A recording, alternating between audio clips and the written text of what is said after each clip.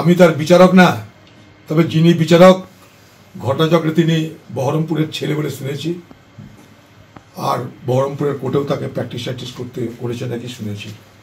বিচারক ঠিক করবে যে এটা বিরলতম অপরাধ কিনা, তার উপরে নির্ভর করে বিচারক তার রায় দেয়।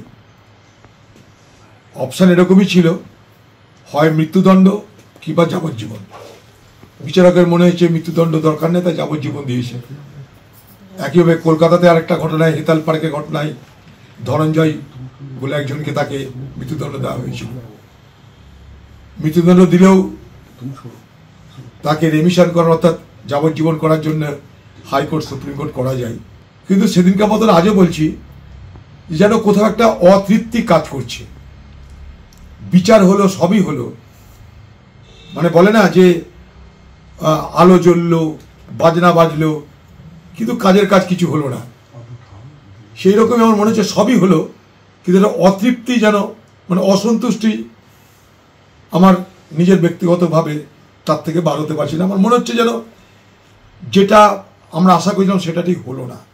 আমি কোনো বিচারককে তো দোষ দিতে পারি না, দিচ্ছিও না, কিন্তু তদন্ত বলুন, তদন্তের গভীরতা বলুন, সব মিলিয়ে সর্বত্র যেন এক অপেশাদারিত্বের ছাপ, অদক্ষতার ছাপ, এবং তারই পরিণামে এই ধরনের বিচারের নিষ্পত্তি হলো বলে আমি মনে করি।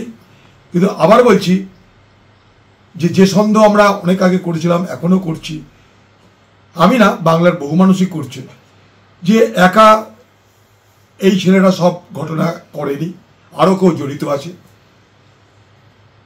অনেক দোষী হয়তো এখনো পর্যন্ত জানা যাচ্ছে না, কিন্তু অনেক দোষী এর পিছনে জড়িয়ে আছে।